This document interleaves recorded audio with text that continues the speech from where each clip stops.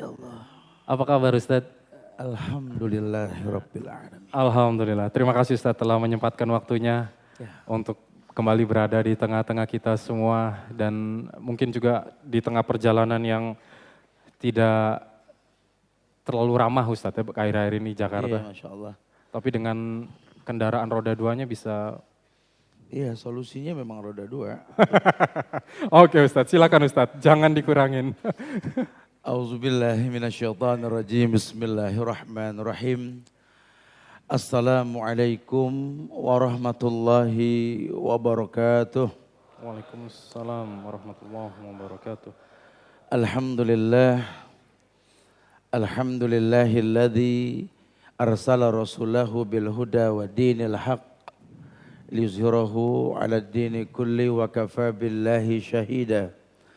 Wa ashhadu an la ilaha illallah wahdahu la syarika lah. Wa ashhadu anna Muhammadan abduhu wa rasuluh. Ya ayyuhalladzina amanu taqullaha haqqa tuqatih wa la tamutunna illa wa antum muslimun. Ya ayuhan nasu taqu rabbakumul ladzi khalaqakum min nafsin wahidah wa khalaqa minha zawjaha wa bassa minkum rijalan katsiran wa nisaa wattaqullaha alladzi tasaaluna bihi wal arham innallaha kana 'alaikum raqiba. Ya ayyuhalladzina amanu taqullaha wa qulu qawlan sadida yuslih lakum a'malakum wa yaghfir lakum dhunubakum wa may yuti'illaha wa rasulahu faqad faza fawzan 'azima. Amma ba'du fa'lam ayuhan nas fa inna asdaqal hadisi kitabullah wa khairal huda huda Muhammadin sallallahu alaihi wasallam wa syarral umuri muhdatsatuha wa kullu muhdatsatin bid'ah wa kullu bid'atin dhalalah wa kullu dhalalatin finnar. Ma'asyiral muslimin wal muslimat, brother side and sister side yang semoga Allah muliakan dunia dan akhirat. Alhamdulillah kita bersyukur kepada Allah karena kita selalu diberikan rahmat nikmat oleh Allah sampai hari ini masih bisa bersilaturahmi, berkumpul bersama di Masjid Agung yang mulia Al-Azhar ini untuk membentengi hati kita. Karena orang yang sudah beriman itu orang yang akan diuji oleh Allah. Banyak orang yang tersilap ketika dia sudah berubah hijrah. Dia enggak membentengi tempat di mana dia hijrah. Setan itu enggak nerima kalau anggotanya keluar satu gitu loh. Dikejar. Dibuatlah dia beragama bukan karena butuh agama. Dibuatlah dia beragama karena musiman. Musim orang kajian, kajian semua. Musim orang pakai hijab, hijab semua. Hei, kalau agama ini bak musim, yang namanya musim, enggak usah ditunggu pasti datang. Enggak usah dicegah pasti hilang. Itu bicara musim. Contoh, musim rambutan. Bisa kita bilang, rambutan tar dulu, gak bisa begitu. Udah saatnya datang. Tapi nanti masanya hilang pun hilang, betul. Musim durian pun sama. Kita paksa durian untuk berbuah di bulan yang lain ya gak bisa. Musim kurma dan lain sebagainya sama. Itu kan musim, fenomena, ayat-ayat yang tersirat yang perlu kita baca sebagai cara Allah mencukupi manusia. Tapi agama ini bukan musiman. Kita berhajat kepada agama. Karena Allah ciptakan kita untuk beragama. Wa ma khalaqtul jinna wal insa illa liya'budun. Allah tidak ciptakan manusia dan jin ini kecuali untuk beribadah. Jadi ada sebuah prinsip dasar dalam kehidupan. Terserah, ish masyi'ta. Ente mau hidup terserah ente, silakan. Dengan semboyan ish kariman, omut sahidan pun silakan. Jangan cuma di lisan. Buktikan dengan perbuatan. Karena perbuatanmu baik itu kalau mukodimanya ilmu. Sekarang kalau ilmumu tak ada, apa yang kau hayalkan? Boleh jadi ustadznya sama, masjidnya sama, kajian di waktu yang sama, dengan cara yang sama. Hasilnya beda. Hasilnya beda. Ini kalau manusia nggak mengedepankan ilmu, hilang akal. Manusia itu kan hewan yang berakal. Kalau akalnya tidak berfungsi, hewan. Akal itu di mana, Ustaz? Ya Nabi kasih bocoran akal di sini kata Rasul. Al-aqlu hahuna yusiru ila sadrih.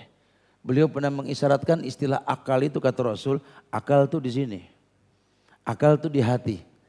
Jadi kalau hatimu bersih, akalmu berfungsi. Tapi kalau hatimu kotor, udah jangan ngayal dah akal bakal berfungsi. Bagaimana mewarnainya? Sering kita bahas dengan bahasa yang gampang kok. Tidak ada yang bisa mewarnai hati kita kecuali kita melihat yang baik, mendengar yang baik. Yang dilihat baik, yang didengar baik, hati ini baik. Maka yang keluar baik, gerakan semua baik. Tapi kalau yang dilihat buruk, didengar buruk, hati buruk, yang keluar ya buruk. Makanya kalau kita hijrah, coba lingkungan, masyarakat, tempat kita bekerja. Dan yang terpenting, sudahkah kita membentengi hati kita dengan kebaikan? Ini yang paling penting. Makanya kita akan coba bahas deh, kayaknya penting banget nih. Ada 31 penyebab kurangnya iman. Ya dapat bocoran dari beberapa kajian bahwa yang namanya iman itu kan naik turun Zat. Emang. Naik dengan ketaatan, turun dengan kemaksiatan. Tahu, bukan enggak. Cuma kan sering disampaikan juga, ini yang tahu iman naik turun yang punya iman. Ya, orang yang enggak punya iman dia ya enggak paham. Sekarang kita kajian nih di Rabbanians, kita berharap Allah berikan hidayah kita melalui kajian ini. Tapi kan kalau bicara hidayah kita bicara talbis atau tidak. Walam yalbisu imanahum bizulmin ulaika lahumul amnu wa hum muhtadun. Kalau enggak talbis insya Allah, ini waktu kerabanian segini mukodimah berangkatnya gimana nih? Berantem enggak sama orang tua? Kadang-kadang orang tua nyuruh dulu, mau kemana? Kerabanian semua. Ke Al-Azhar ngaji, kolom isi dulu, wah mama kacau banget gitu ya, jangan itu. Ya isi dah, kolom dulu isi, nyenengin orang tua. Mak udah aneh isi tuh mak, doain mak biar gampang ilmu insya Allah gitu. Ya, jangan sampai ada keributan, karena banyak, kan kita udah ngalamin dulu zaman sekolah. Di SMP, di SMU, di STM ya. Tiap mau sekolah berantem dulu, makanya ilmunya gak nyambung. Kerjanya sekolahnya A1, A2, A3, kerjaannya markirin, pratit gak nyambung. STM gitu juga ya gak nyambung. Kerjaannya sekolahnya STM listrik, kerjaannya OB, wah gak nyambung. Harusnya yang ditanam itu yang dipetik. Kok bisa gak nyambung Ustadz? Awal. Ini ingin kita luruskan, tolong jaga ya. Ilmunya sama insya Allah. Qala Allah wa qala Rasul wa qala sahabah. Cuma kita bicara wadah. Kalau wadahnya nggak bagus, ya ilmu nggak akan pernah jadi bagus. Walaupun tetap bagus di mata Allah itu ilmu. Cuma kan nggak ngefek. Ulama mengumpulkan. Karena istilah-istilah bahasa ustadz-ustadz Indonesia itu kan ada istilah bahwa sumber penyakit itu kuman. Kuman itu singkatan artinya kurang iman. Orang kalau sudah kurang iman, kuman, efeknya manjang. Dia bisa kena penyakit kudis karena kurang disiplin. Dia bisa penyakit kutil, kurang teliti. Penyakit kurap, kurang rapi. Ini 3 masalah yang selalu kita hadapi dalam beragama. Kenapa saya katakan kita kurang disiplin? Jujur, kita mengaku hamba Allah, sampai detik ini kita nggak hafal nama Allah. Ini kurang disiplin namanya. Kita mengaku umat Muhammad SAW sampai detik ini masih berbuat bid'ah. Bahkan kita meramaikan bid'ah. Kita mengaku umat Muhammad tapi kita mencontreng sunnah. Katanya dapat hidayah dari sunnah. Balik lagi. Subhanallah. Ini kan bahaya sekali. Hati-hati. Hidup ini sebentar ya Allah. Saya sering tekankan bahwa hidup ini bukan masalah kaya atau miskin. Bukan. Hidup ini bukan masalah sakit atau sembuh, bukan. Hidup ini bagaimana menjadi orang yang bersabar dan bersyukur, itu yang paling penting. Karena kan kalau semua orang doa dipanjatkan ke Allah, Allah turutin, rusak dunia. Mana ada orang minta miskin, gak ada yang berani, betul? Walaupun doa Nabi ada, saya pernah sampaikan, kalian takut ngaminin kan? Rasul doa rutin loh. Allahumma ahyini miskinan kata Rasul. Ya Allah, hidupkan aku dalam keadaan miskin. Amin. Ayo. Goyang pala semua kan. Emang doa itu doang, Tat? Ya. Kalau Nabi minta miskin bukan berarti terus, oh kok miskin, bukan. Miskin itu kan ada usaha cuma kurang. Sehingga ketika dia merasa kurang, bahwa semua kembali ke Allah. Enak ketika kerja target kita nggak kesampaian, la haula wala quwata illa billah, asik. Ya, endingnya jelas. Ya, endingnya jelas. Tapi kalau memang target kita kesampaian terus kita kufur nanti. Bahaya. Ya, orang tuh kadang-kadang diuji lapar, ya diuji miskin sama Allah, diuji susah itu bukan karena dia susah, bukan. Wa daraballahu masalan qaryatan kanat aminatan mutmainnah ya'tiha rizquha ragadan min kulli makan fakafarat bi an'amillah fa'adzaqaha Allahu libasal ju'i wal khauf. Allah bisa pakaikan si kaya ini pakaian kelaparan, pakaian ketakutan. Padahal apa yang dia nggak punya? Makan tinggal bilang, ada yang masakin kok, nggak masalah. Apa yang dia nggak punya? Lawang mobil tinggal jalan, supir ada tinggal pakai. Ini pagar 3 lapis, belum tulisan awas anjing galak, betul ya? Harusnya aman. Cuma nggak merasa aman, Allah taruh rasa takut di hatinya. Ya, kenapa? Karena tadi lagi-lagi kurang iman. Ya, nikmat berubah menjadi sebuah sebab kekufuran, itu yang nggak boleh. Jangan. Kalau dibilang habis ekonomi, Ustaz, saya ini butuh dana. Ya Allah, ente hidup tahun 2017, alhamdulillah. Coba hidup zaman Rasul dulu. Tidur ganjel batu di perut.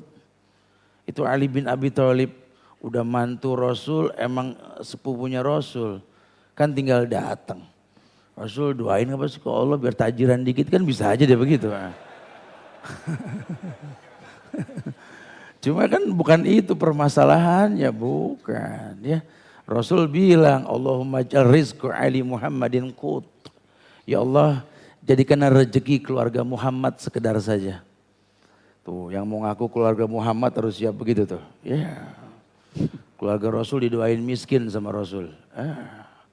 Masya Allah, tapi hikmah di balik itu lihat. Ali menjadi orang yang dekat dengan Allah. Karena dia tahu, dia mengukur diri. Hidup ini bukan masalah kaya atau miskin. Saya ini punya sifat yang buruk, Ustaz. Kalau sudah kaya saya nggak bisa nangis kalau sholat. Tapi kalau hidup saya nggak terlalu kaya pun tidak miskin, biasa-biasa saja. Kadang-kadang saya berharap itu khaufan wa tama'an.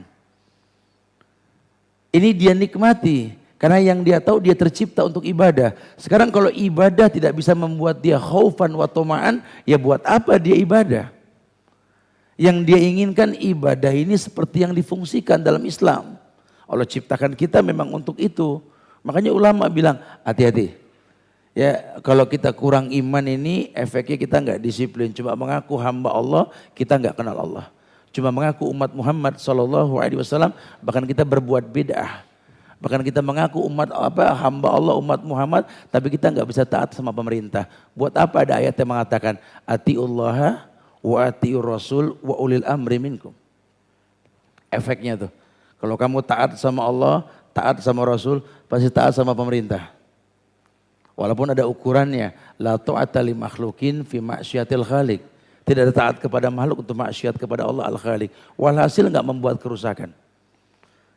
Kita kalau kurang iman kita bisa kurang rapi, betul. Kalau untuk urusan dunia dandan nggak beres-beres, nyisir aja nyisir, Masya Allah. Subhanallah, mau kemana sih? Mau ketemu pimpinan ini, waduh, ini masa depan ini, Masya Allah. Giliran sholat, innalillah, sedapatnya sarung dibetot dari gantungan. Itu sarung dari zaman terawih. Dia pakai laler ngikut. Baunya 17 umur betul-betul. Aduh, urusan dunia dandan gak beres-beres. Ada yang ngurusin badan seminggu cuma gara-gara bulan haji banyak kondangan. Subhanallah. Giliran urusan Allah nggak ada persiapan. Coba sekali-kali kita olahraga pagi. Kan sekarang kajian rutin tuh setiap Ahad pagi ketiga tuh. Ya, nasihat rumah tangga, pernikahan dari A sampai Z. Kita punya majelis banyak nih di Masjid Agung Al-Azhar, alhamdulillah. Fadal. Selesai olahraga kita kajian. Jangan cuma olahraga doang, Masya Allah. Tumben lari, mau tahajud ntar. Oh, Masya Allah, kan dengernya enak tuh kan. Nah, ya keceplosan deh tuh gitu ya. Ngajak udah ya. Tapi nggak usah ganti status ya. Lari pagi untuk tahajud. Ya,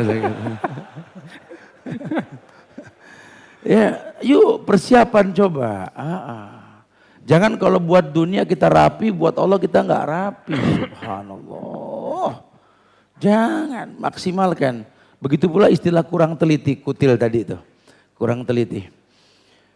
Ini kita beragama kurang teliti loh. Pokoknya yang penting saya mah yang nyampein bewok juga udah oke aja. Ntar dulu enak aja. Kalau masalah bewok kan turunan, betul ya. Yang nggak bewok biar diobatin sama wah ini wah itu juga nggak ini ya.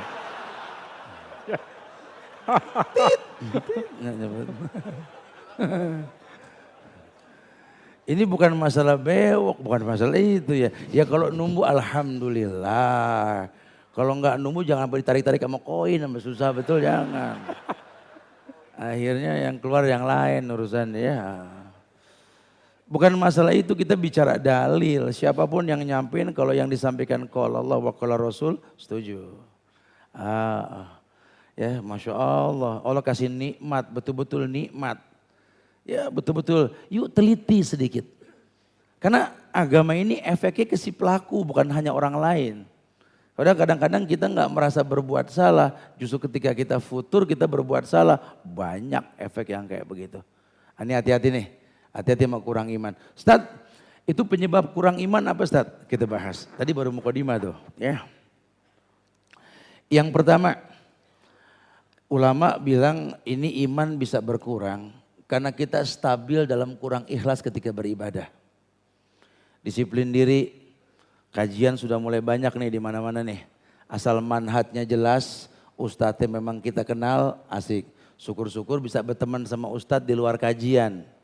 Supaya Anda nggak mengkultuskan ustadz. Ya, karena orang kalau udah mengkultuskan ustadz, kesian si ustadz. Bercanda dikit aja, ustadz bercanda. Begitu katanya. Subhanallah, pantesan penyakit ustadz kalau nggak kolesterol jantung diem aja. Ya biarin deh dia bercanda, yang penting nggak bohong, betul kan ya? Kan yang dilarang bercanda bohong, dia kan nggak bohong. Ya coba kenal, jadi kita tahu, oh iya ya asik ya subhanallah ya. Nah supaya kita tahu, karena ternyata banyak orang yang kurang ikhlas ini karena dia nggak mengerti. Dia cuma beragama taklid. Ikut-ikutan aja. Padahal justru penyebab Allah tolong kita ketika kita bisa ikhlas. Karena Allah akan tolak belakang dengan makna kebalikan dari ikhlas syirik. Wa ma lizolimina min ansor. Kan Allah enggak mungkin tolong orang yang berbuat syirik kan. Nah mungkin kita belum sampai level syirik. Tapi memang kurang ikhlas. Akhirnya ya, ini iman berkurang karena kita kurang ikhlas. Ya, kita enggak mengkhususkan hanya untuk Allah. Dilalah diuji dan memang diuji, Allah uji. Ya, kata Allah, ahasiban nasu ayutraku ayyakulu amanna wa hum la yuftanun. Hei, apakah manusia mengira kalau mereka sudah beriman, mereka terus enggak diuji? Justru ujian dimulai ketika dia beriman. Kenapa? Karena dalam kacamata Islam, ujian inilah yang mendewasakan seseorang. Ya, Anda dulu sukses menjadi orang yang terkenal dengan cara yang haram. Kemudian Allah kasih hidayah. Anda tinggalkan semua masa lalu yang buruk. Alhamdulillah. Terus Anda merasa tinggal surganya doang. Enak betul. Allah bakal uji ente ntar. Kondisinya bakal beda. Sehingga kalau sudah seperti itu tampak tuh keburukan. Ya Allah berat bener ya. Biasanya tuh banyak yang begitu tuh. akhwat, ikhwan, ya punya masa lalu, pengen ke depannya saya berumah tangga sama yang bagus agamanya deh. Enggak, ini saya butuh orang yang membimbing saya ke surga. Masya Allah. Dia nikah dia tuh sama orang yang betul-betul soleh, alim. Masya Allah. Ya untuk seminggu, 2 minggu, sebulan, 2 bulan mah aman dah. Kesononya lama-lama boring juga ya. Kenapa Bu? Laki saya tiap malam bangun Tat, ya bagus dong. Ya kalau bangunin saya, itu kan dia tahajud, ngaji. Ngomong dari sore, entah kalau saya bangun situ bangun juga ya. Masakin kayak bikinin apa, malam-malam ngulek Tat, Masya Allah. Saya gak kuat.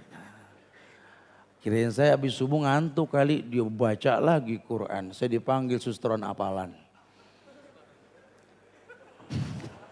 Berat amat sih sorga ya Allah gitu. Kemarin mau yang begitu ya. Itu kan gitu ya. Kalau pertama sih begitu, aku seperti lilin yang tertiup angin. Ya, mati dong tuh lilin. Giliran dan nikah, saya kira lilin, cepule opor. Subhanallah. Hei, orang beriman pasti diuji. Karena cara Allah membuktikan cintanya itu dengan ujian. Makanya saya suka bilang kalau khotbah nikah, ini bukan puncaknya cinta nih habis ijab kabul. Lo berdua mesem-meseman aja. Ini ijab kabul ini kunci password. Untuk buka pintu ujian. Selamat datang di dunia ujian. Tuh. Dulu waktu belum nikah sampai kebayang-bayang Masya Allah. Sekarang udah nikah sampai mikirin masih gak kebayang mukanya kayak gimana.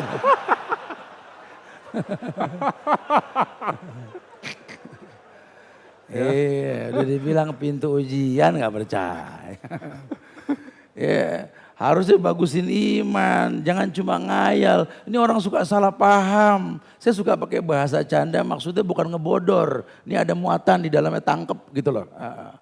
Ya saya suka bilang, ini banyak orang yang kadang-kadang nih merasa kalau dia udah berubah, sampai ngegosin temennya. Udah dah lu makanya ngaji loh, lu kalau begini mulu gak jelas hidup. Dulu aneh kayak ente labil jiwa. Ikut rabanian. Ini udah yang ke-6 nih aneh nih, Masya Allah. Hati aneh nih, gimana udah gak labil? Masih, gitu kan. Jadi uji mah pasti ya. Setannya makin tinggi. Makanya sering Rasul katakan bahwa almar'u ala dini khalili. Orang tuh tergantung agama temannya. Tanya tuh ustadz kita tuh yang udah pada tua, kayaknya pada gak kapok dimaki-maki orang yang ngajar terus. Berangkat pagi bareng kang sayur, pulang malam bareng kampret, nggak capek betul-betul gitu. Tapi terus istiqomah tanya, nggak capek Tat? Ya capek lah. Kok masih mau aja mumpung masih bisa berbuat baik. Karena kan kita nggak tahu umur. Kalau nggak ntar besok, apalagi dapat bocoran, yusaru yaumal qiyamah bima mata alih. Orang akan dibangkitkan di akhirat nanti seperti dia diwafatkan. Kebayang tidak? Kalau kita nggak mendominasi hari kita dengan kebaikan. Coba kalau seandainya kita meninggal lagi ngaji kan indah betul. Orang rame si fulan mati. Subhanallah. Gimana prosesnya? Lagi ngaji. Subhanallah. Si fulan mati. Kenapa? Lagi joget. Emang enak gitu? Subhanallah. Subhanallah. Abang kita kan gak tahu umur betul. Makanya kita doain deh. Biar semua dapat hidayah insya Allah. Ya. Orang ada naik, ada turun imannya. Yang tahu naik turunnya iman, ya dia sendiri. Kita cuma ngedoain. Ya, jangan malah ngegosipin, ngomongin. Enggak, manusia seperti itu. Ya kita bantu teman-teman kita yang lagi futur nih. Masya Allah.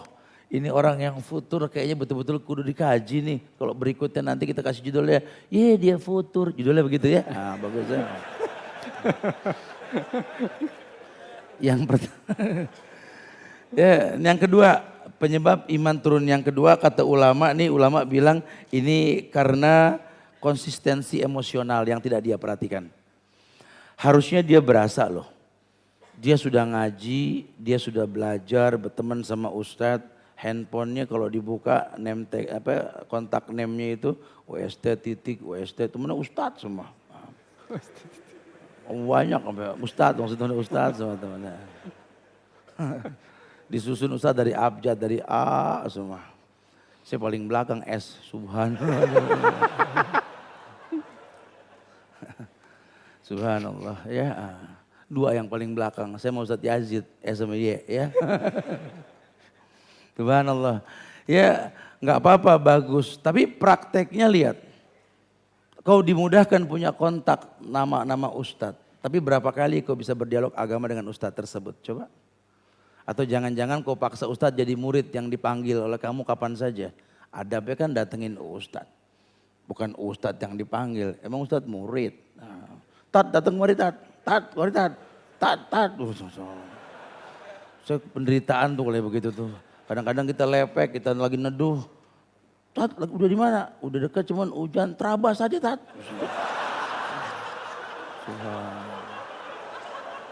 Ya Allah, ini gimana ilmunya bermanfaat nih orangnya.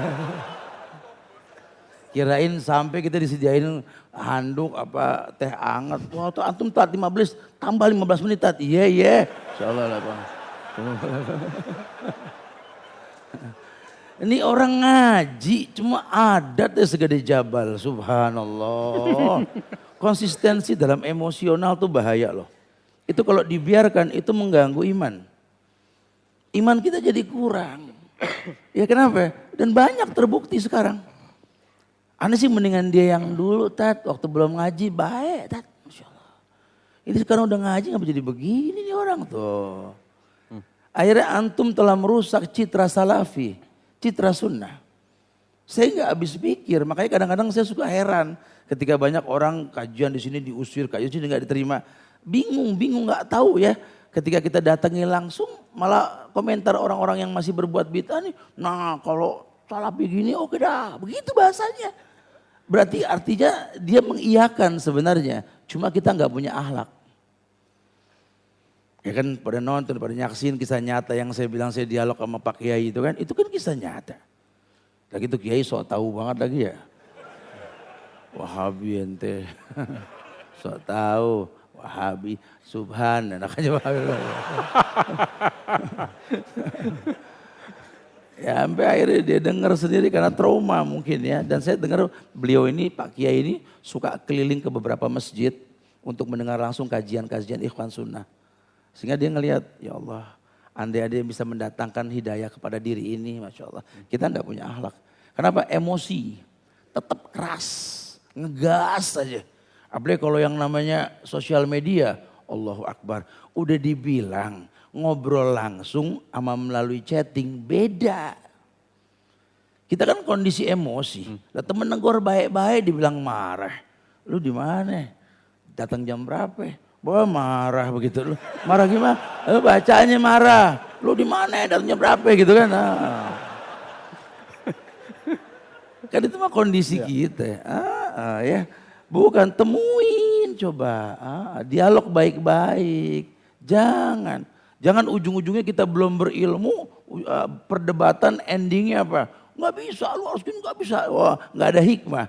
Ayat mengatakan wajadilhum billati hiya ahsan. Jidal silakan, tapi dengan ahsan. Bukan hasan loh, ahsan, the best, yang terbaik. Boleh berdebat tapi dengan yang ahsan. Kalau nggak bisa doa, jangan berdebat. Ini berdebat kenceng udah mentok. Tunggu, Tat ngomong nih Tat. Begitu Ustaz, Masya Allah. Ustaz ngomong apa nih? Oh. Ustaz grogi.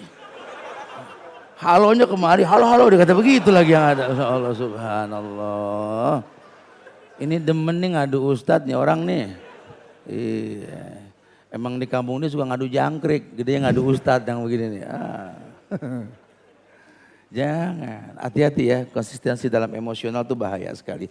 Kemudian yang ketiga kata ulama, orang kecenderungan kepada apa yang telah berlalu. Tolong bro, yes.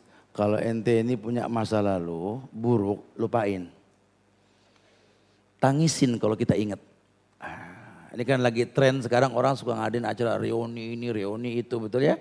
Nah, kalau kira-kira iman kita kurang kuat, jangan datang dah mendingan. Karena takutnya ada masa lalu yang belum tuntas gitu ya. Once upon a time. Jangan kalau yang belum tuntas masalah urusannya. Akhirnya yang enggak timbul ya. Jangan. Ya kan cuma rahat-rahat aja Ustaz, seru-seruan. Iya, tapi kalau sampai ngetawain dosa kan salah. Tawa geli, wah, kenapa wah? Ingat kita dulu bertiga kompak nyolong gemblong. Nyolong gemblong yang bikin udah mati loh. Urusannya di padang masar kita muter, urusan gemblong gak beres-beres, betul ah. Punya mau pulang reuni nangis kek. Pak kenapa nangis Pak? Ingat gemblong. Kan begitu juga enak. Ketawa sama gemblong, subhanallah. Hati-hati, jangan suka cenderung sama masa lalu. Bangga dengan dosa, oh Masya Allah. Ya kisah-kisah dirinya dipertontonkan, jangan. Kita makanya dukung kalau teman-teman kita yang punya masa lalu hijrah itu dirangkul. Jangan mana jadiin maskot. Kalaupun jadiin gantungan kunci, bikin miniaturnya gitu, jangan. Tobat bersama fulan, waduh jangan. Giring dia untuk belajar, ingetin, yuk jadi teman yang baik. Sodiku kaman abkak, laman ada hakak. Jadi teman yang menangisi bukan yang mentertawai. Sedih aja Ustaz. Sekian lama dia berbuat baik, setan bisa membuat dia terpleset. Sedih aja Ustaz. Ya iyalah, tuh. Teman yang baik itu sedih melihat kayak begitu. Bukan malah bangga atau merasa. Makanya Anda bilang dia mana imannya beda. Bukan begitu bahasanya, harusnya enggak gitu. Hati-hati kecenderungan dengan masa lalu. Makanya jangan suka ingat-ingat dosa di masa lalu. Apalagi tentang sesuatu yang memang Allah haramkan. Jangan bangga dengan itu. Kemudian yang keempat. Kita ini kan disuruh jangan dikurangin bicara iman ya. Pengurangan iman yang keempat itu penyebabnya minimnya pendidikan mental. Kita nggak pernah didik diri ini untuk memiliki mental. Mental berani untuk membenci masa lalu. Makanya kalau belajar agama, belajar juga sirah. Lihat para sahabat radhiyallahu anhum, lihat. Lihat Umar ibn al-Khattab, lihat. Ini Masya Allah, sejarah menyatakan dengan tegas, jangan kata manusia, iblis merat kalau ngeliat Umar. Baru jarak 100 langkah Umar melangkah, iblis kabur. Udah gak berani, udah WO dah. Dah. Umar keluar semuanya. Berarti kan ada tuh Umar kan Masya Allah kan. Subhanallah. Tapi kenapa Allah titipkan 3/4 dunia di tangan Umar? Ada sahabat yang lembut Abu Bakar. Ada sahabat yang Masya Allah pemuda yang jiwanya luhur, Utsman bin Affan, Ali bin Abi Thalib. Kenapa di tangan Umar?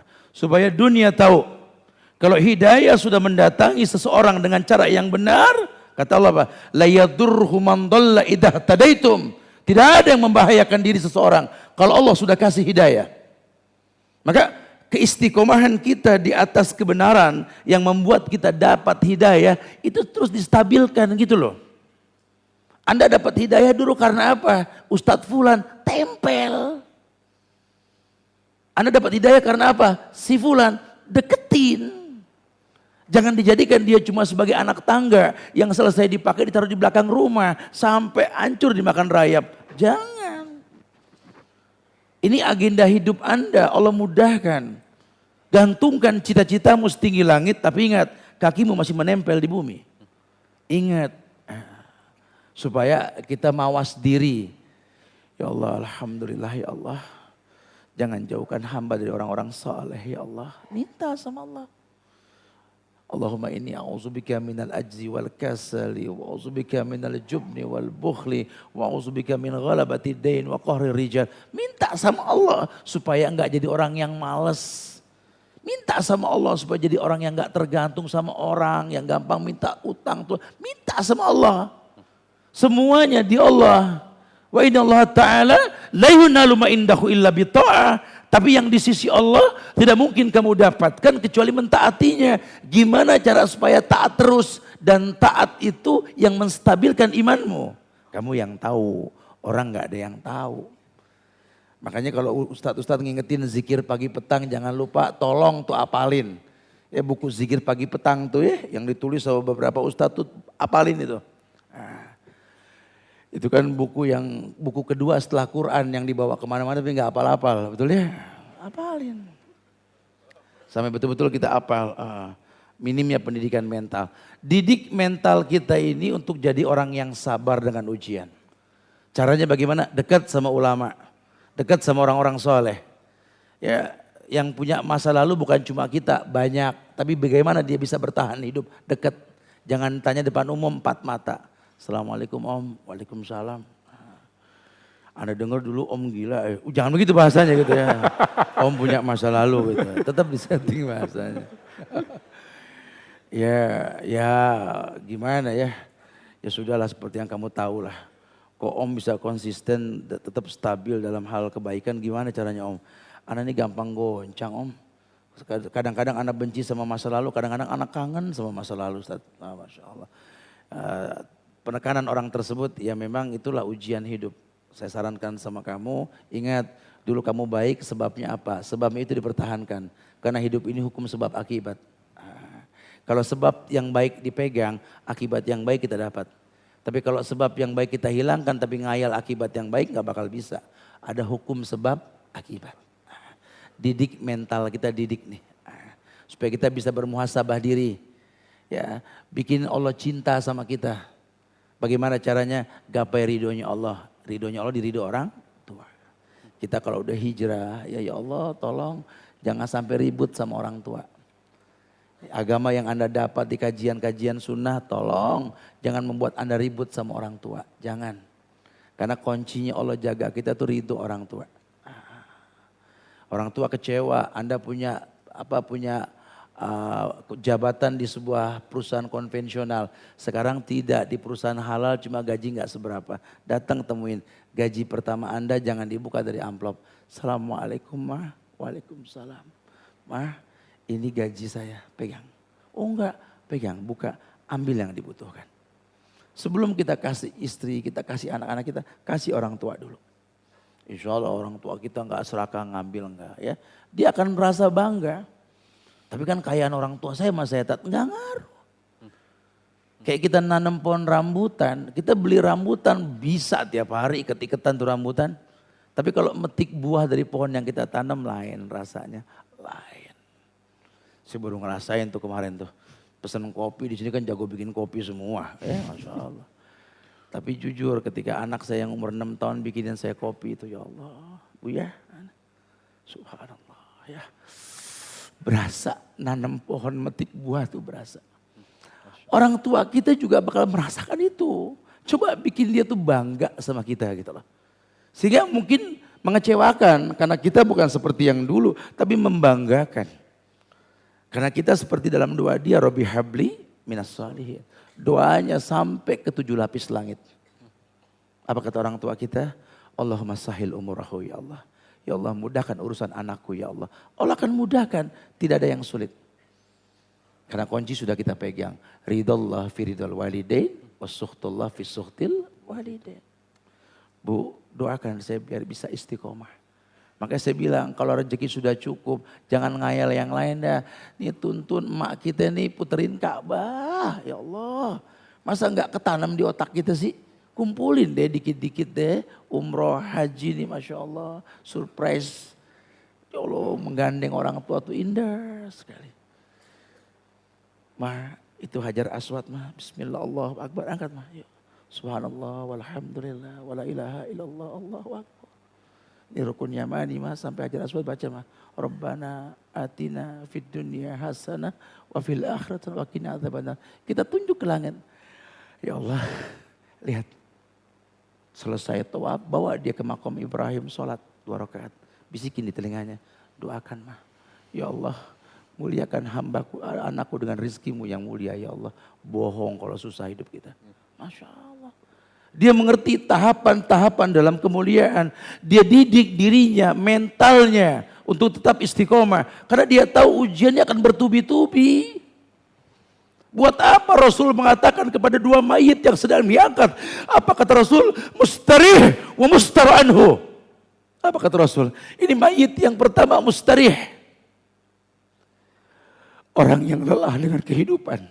Hujatan, cacian, makian. Dia manusia, dia sakit. Cuma dia tersenyum. Karena dia tahu berarti yang dia lakukan ini ngefek sama manusia. Nabi katakan mustarih. Ini orang yang capek. Orang yang lelah.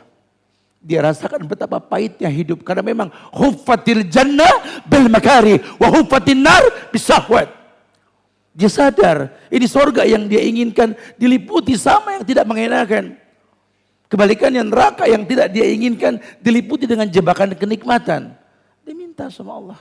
Ya muqallibal qulub, sabbit qalbi ala dinik wa ta'atik. Wahai zat yang membolak-balikan hati ya Allah. Bukankah hati anak Adam ada di antara dua jari Ar-Rahman?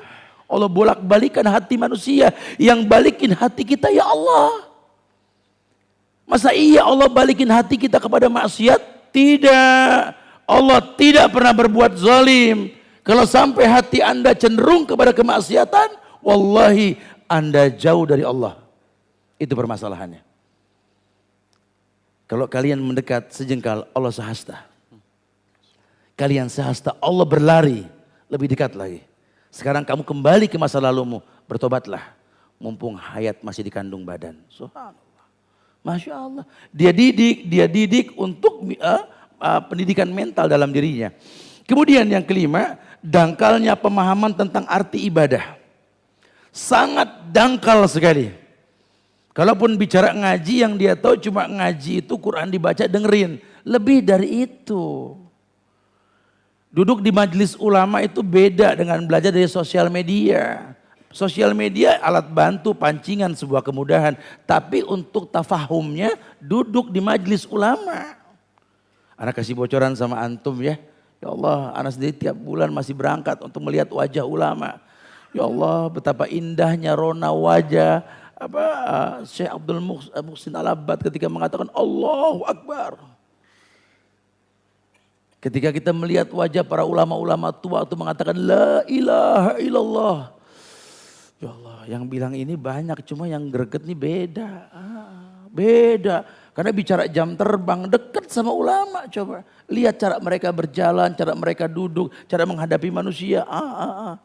Itu ayat yang tersirat. Ya, dekat sama ulama. Ya kalau dekat sama masa lalu ya balik lagi. Masya Allah.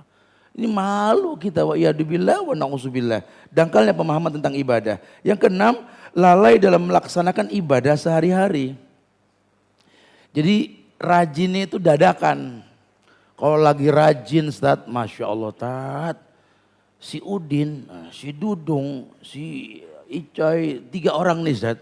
Tobat bareng. Waktu baru tobat, anak ngeliat nih orang lepek mulu kayak Nabi Isa. Masya Allah ya. Wudu, Tat. Ntar wudu. Sebulan 2 bulan gak berasa ketemu lagi. Ini pada berminyak mukanya Masya Allah.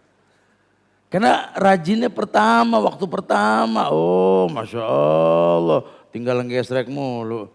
Kita sholat di mana nih? Oh Masya Allah, Subhanallah, di kantongnya bawa siwak mulu. Ya Alhamdulillah ya.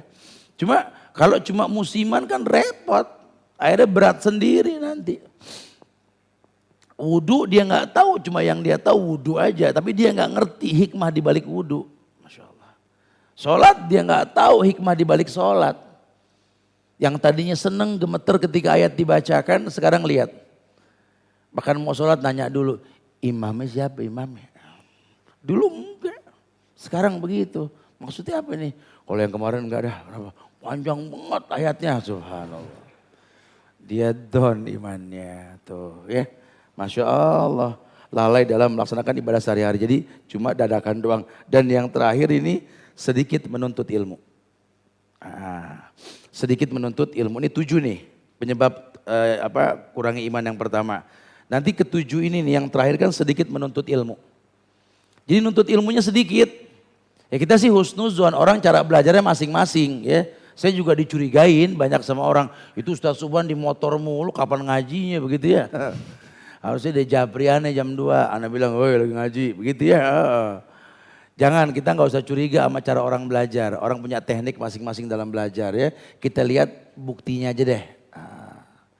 Ya, kalau memang kita beda karakter, jangan jadi hakim buat karakter orang lain ya. Tiap orang punya karakter yang berbeda. Bro, Abu Bakar sama Umar beda cara ngobrolnya. Umar sama Utsman sama Ali beda, nggak sama, tapi akidahnya satu. Itu yang perlu kita hargai. Makanya Nabi punya sahabat 4 model tuh. Agamanya sama, akidahnya sama, karakternya beda. Ya, Allah yang lebih paham tentang hal itu. Kenapa di antara 4 ini yang paling kasar Umar? Kok Umar yang dititipin 3/4 dunia? Masya Allah, yang lain enggak. Padahal yang layak banyak. Lihat, Allah tahu. Ya, kita nggak bisa menjadi hakim buat karakter manusia. Makanya belajar ini penting. Sedikitnya menuntut ilmu. Dan kebanyakan orang hancur karena jauh dari majelis ilmu. Dan majelis ilmu kata ulama, majelis penyubur iman. Bikin halakoh. Jangan tinggalkan majelis, kelas, masjid, jangan tinggalkan. Tetap belajar. Tapi kalau punya kesempatan sambil rihla, piknik, sambil kita hiking gunung apa, ajak ustadz yang masih fisiknya kuat. Ustadz, kita kajian yuk, di mana? Bromo. Masya Allah. Jangan aneh, yang lain aja ya. Ya kan langsung lihat, boleh. Ada tempat yang enak Ustadz, anak pengen ngebahas masalah laut Ustadz. Kita di tempat tersebut di pulau Ustadz, ayo. Ustadz bahas tentang masalah ayat yang mengatakan wa ilal jibali kaifa nusibat. Kenapa gunung dikokohkan Ustadz? Ustadz kita ke puncak Ustadz kajian, boleh. Jangan dicurigain. Kajian kok sambil piknik, ih ngegas aja nih orang ya. Ngobrol dulu bro, jadi enak. Ambil ngopi ngobrol ya. Gak paham-paham nih, kopi gak keluar.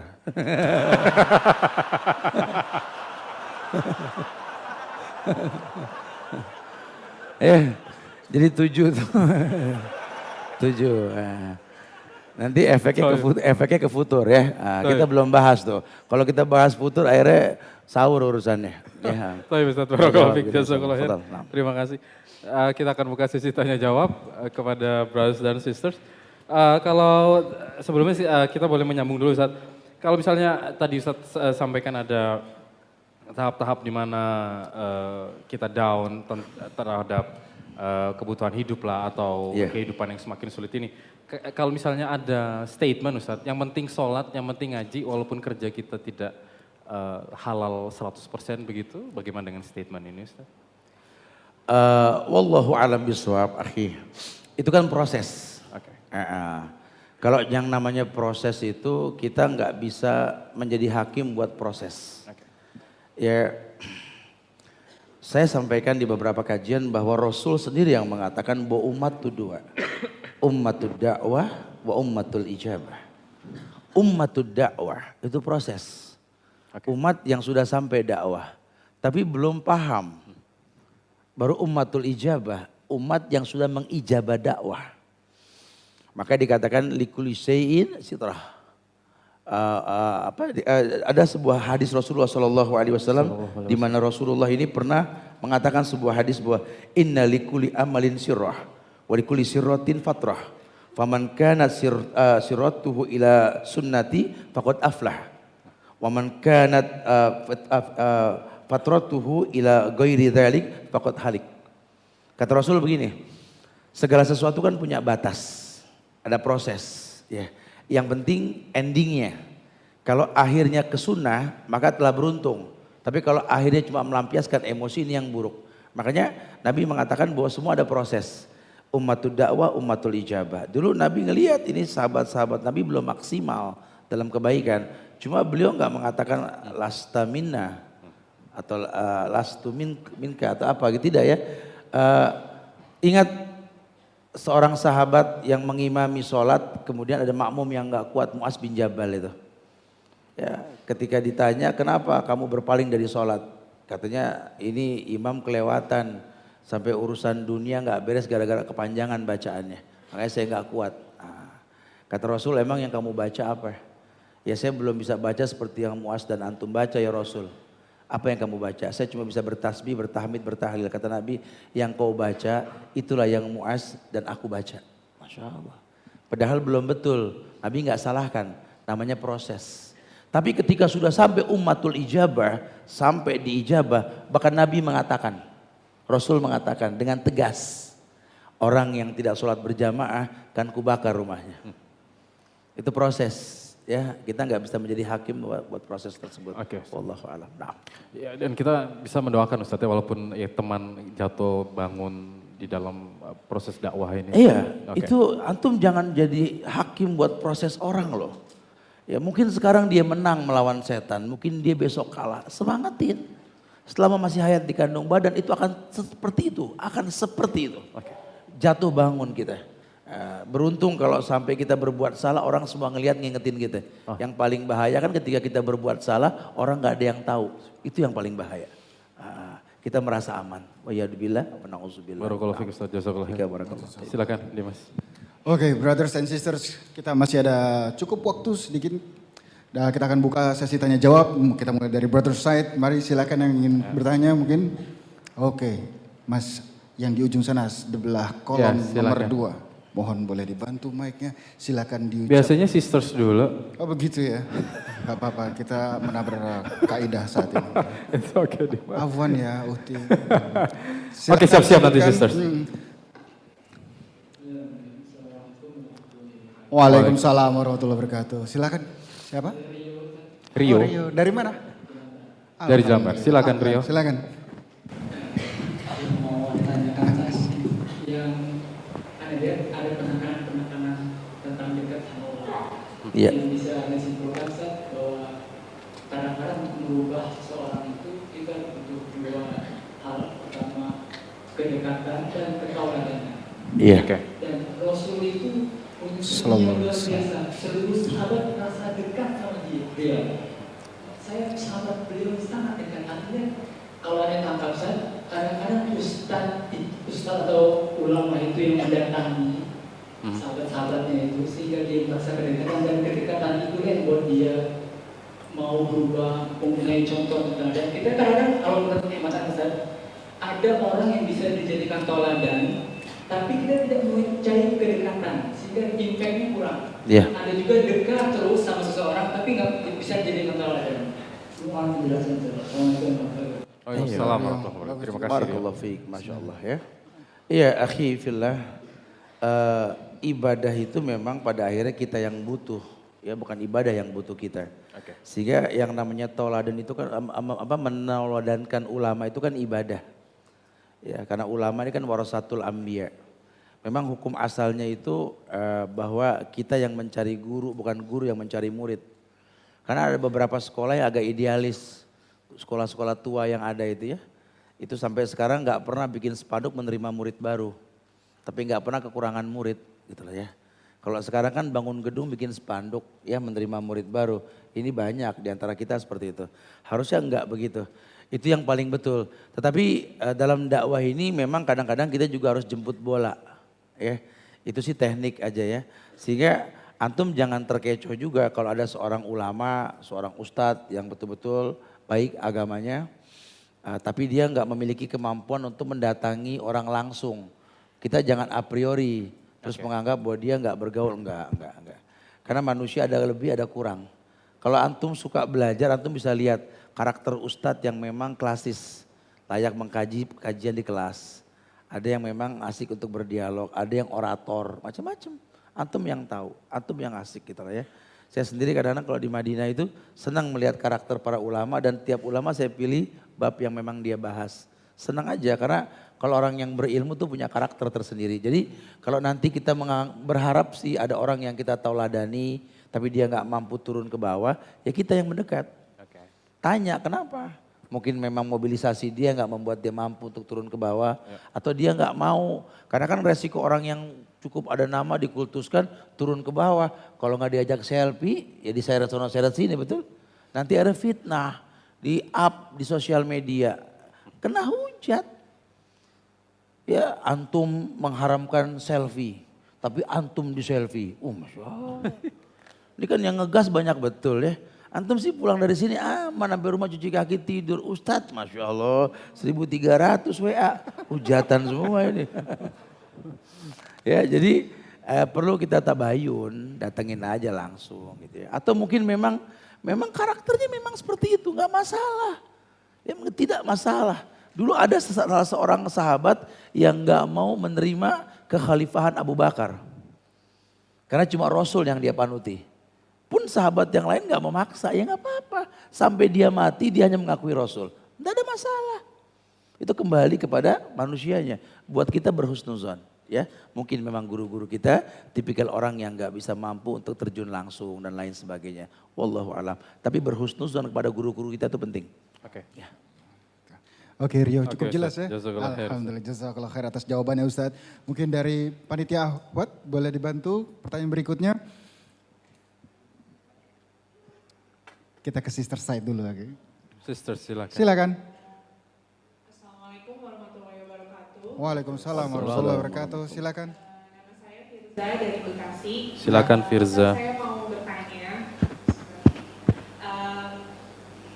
Saya mau bertanya Ustadz, gimana ya supaya saya menjadi pribadi yang lebih baik. Jadi saya ini tahu kewajiban saya sebagai orang Muslim. Muslimah. Tapi terkadang saya tidak merasa merasa bersalah ketika saya melakukan sesuatu yang sebenarnya dilarang oleh agama. Oke.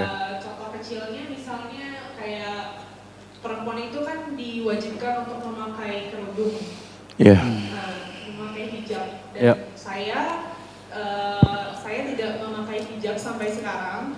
Dan di hati saya tidak merasa bersalah atau ada perasaan bagaimana. Tapi saya bukan orang yang tidak baik.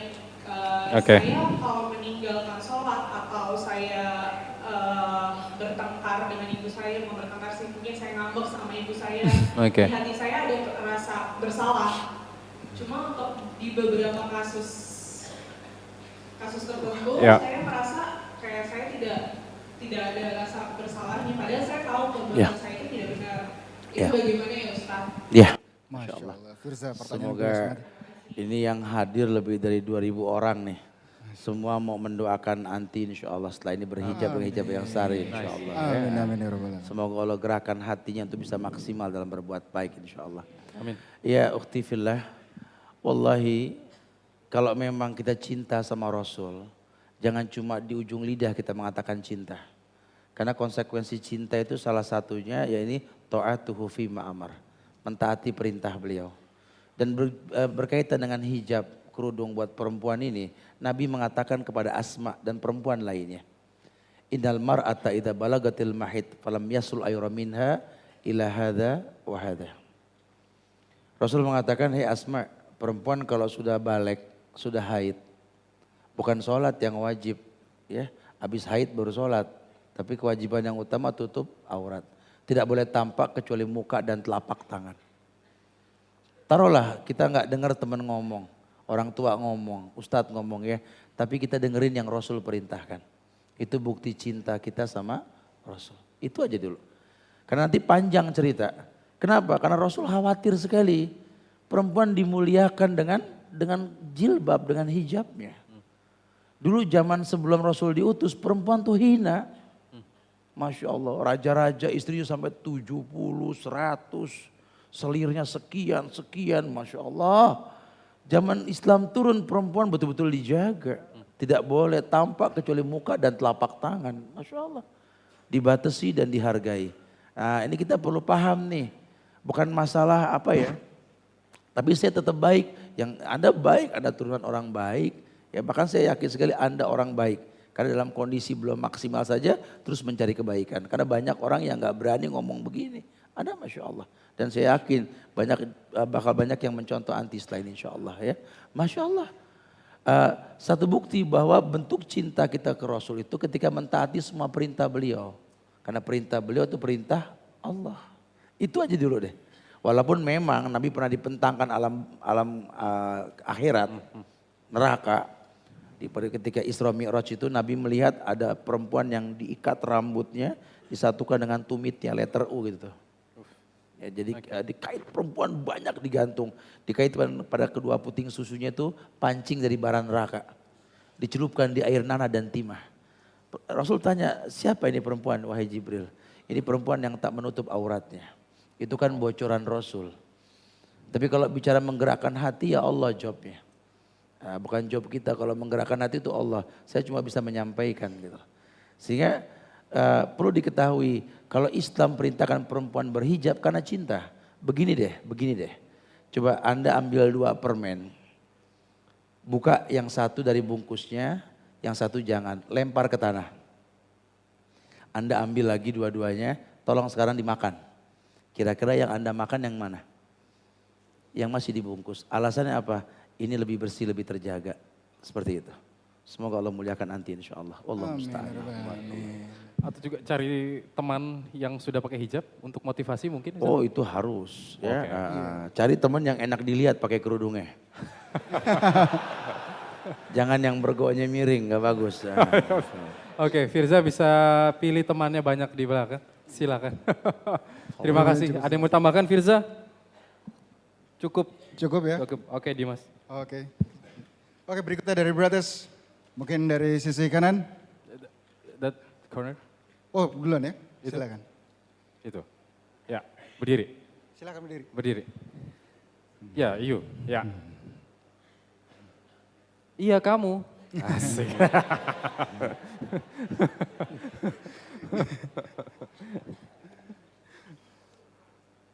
Oke, dinyalain dulu. Assalamualaikum warahmatullahi wabarakatuh. Waalaikumsalam warahmatullahi wabarakatuh. Saya Arif Kurniawan dari Belitung. Ahlan Arif. Belitung? Wow. Masya Oke. Allah. Tapi tinggal di Jakarta. Kuliah di sini Arif? Iya, Kuliah di mana? di Gunadarma. Oh ya, di Depok. Oke, silakan Arif. Ini Ustaz, mau nanya Ustaz, apa yang harus saya lakukan apabila di lingkungan kita itu masih banyak yang berbuat dosa, perilakunya menuju ke arah-arah maksiat lah. Ya. Kan kita ini udah tahu itu perbuatan yang dosa, yang maksiat, apa yang kita harus lakukan. Ya. Apakah kalau kita berbohong untuk tidak mengikuti ajakannya dengan berbohong apakah kita dosa walaupun kita sudah dipaksa? Sudah segitu aja. Iya. Ya. Rif, sering, iya nanti dulu. Misalnya diajak apa sih Rif? Misalnya diajak apa? Kalau harus bohong diajak apa? Ketika diajak apa jadi harus bohong? Oh misalkan diajak main kemana, kita udah tahu itu main. Kita udah tahu mau mainnya kemana, kita udah paham lah karena udah berteman gitu. Nah, misalkan kita dijemput nih, Oke. dipaksa gitu. Oke. Dia datang ke kosan ya misalnya ya. Oke. Samperin, di Oke, rumah, oke, disamperin, oke. diajak gitu. Iya. Apakah kalau kita bohong kita dosa Ustaz gitu, padahal kita udah tahu ajakannya mau kemana gitu. Bagus sekali Arif. Terima kasih Arif. Terima kasih. Terima kasih. Barakallah, Masya Bro, Allah. agar Taib. Silakan. Iya.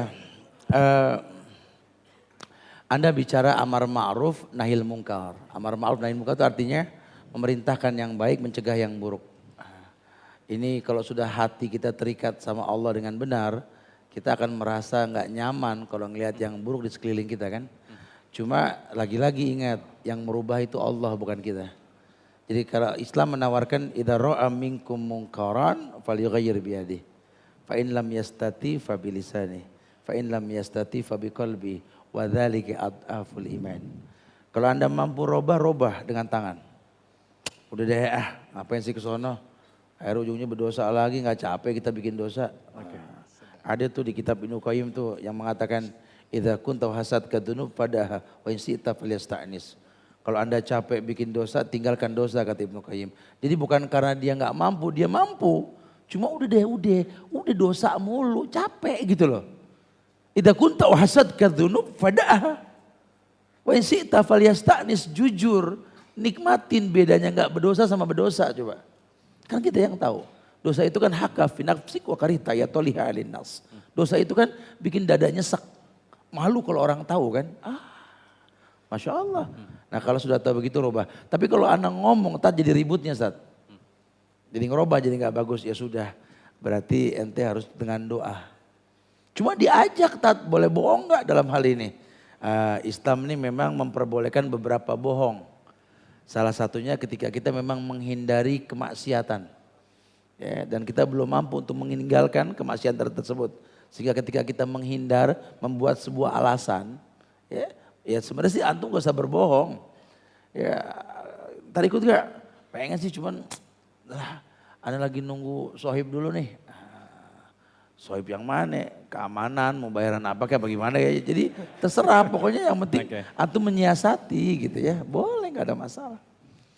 Ya yang paling baik ya memang Anda bisa menjelaskan tentang ketidaklayakan untuk ikut. Kenapa alasannya boleh. Cuma kan tadi kita tahu teman kita gak semudah itu kita ngomong kan.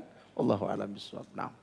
Ya dan kayaknya perlu juga teman lagi sekali lagi. Lagi-lagi teman. Mencari Hijrah teman yang total. lebih baik. Ya dan juga misalnya diajak-ajak begitu pindah kosan. Pindah kos-kosan paling enggak. Itu tadi Arif. Mau ditambahkan nggak Arif? Ini seru nih Arif nih.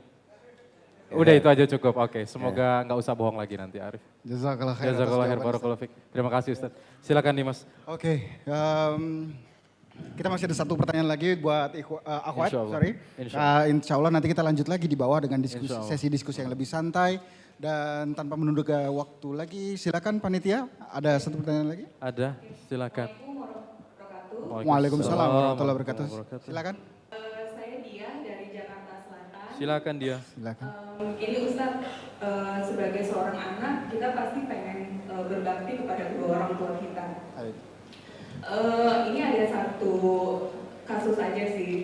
Misalnya kita udah punya beberapa uang gitu. Ini better kita bantu orang tua. Misalnya pertama untuk membantu melunasi atau membayar sebagian utangnya yang berkaitan dengan riba. Atau yang kedua membawa orang tua untuk umroh.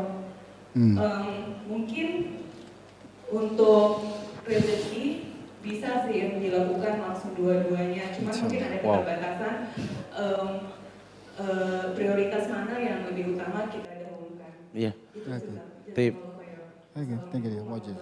Waalaikumsalam warahmatullahi wabarakatuh. Kalau hutang itu memang masih bisa dipending, ya, maka membahagiakan orang tua dengan umroh lebih utama. Karena kita nggak tahu umur dan usia, ya. Artinya kita nggak paham nih kondisi umur orang tua, ya. Dan kemampuan dia untuk tawaf atau mungkin sa'i gitu ya. Fisiknya Ustaz? Fisik, secara fisikly ya. Jadi kalau memang kita bisa perkirakan memang hutang itu nggak dikejar-kejar. Ya kalau memang harus dikejar yang wajib lebih utama ketimbang yang sunnah ya. Kamu yang ngerti lah. Ya semoga dimudahkan keduanya insya Allah ya. Kalau tadi dia bilang dua-duanya bisa sih Ustaz, bagaimana dengan hari ini Ustaz? Iya, ya kalau dipaksakan, agama kan nggak dipaksakan ya. Fattakullah mastata'tum, la ikraha fiddin. Dipaksakan malah nggak bagus lagi nantinya. Ya kalau memang mampu dipaksakan nggak ada masalah ke depannya silakan aja. Membayar hutang wajib kok. Ya. Dan kalaupun berumroh berdoa di Safa Marwah. Masya Allah. Di Empat Multazam nanti di apa?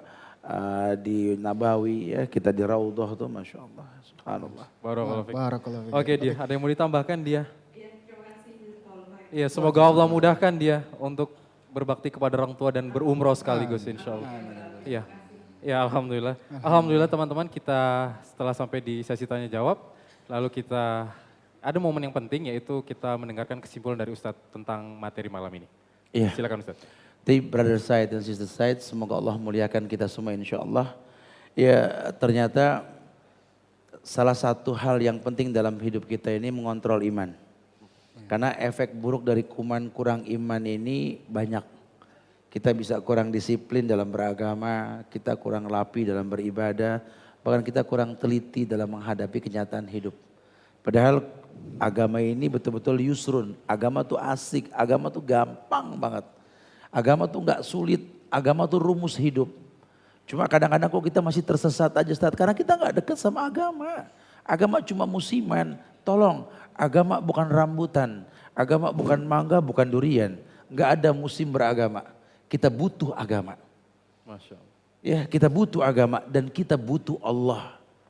Jangan kita anggap Allah yang butuh kita butuh Allah. Sehingga ada disiplin, perhatikan. 7 hal yang kita sampaikan tadi tentang penyebab-penyebab iman itu kurang. Dan masih banyak nanti yang lainnya insya Allah ya. Wallahu a'lam bishawab. Semoga Allah jaga iman kita semua. Ya muqallibal qulub, sabbit qulubana ala dinik wa ta'atik. Wallahu musta'an. Assalamualaikum warahmatullahi wabarakatuh. Waalaikumsalam warahmatullahi wabarakatuh. Terima kasih Ustaz, jazakumullah khair atas materi malam ini dan semoga bisa menjadi manfaat.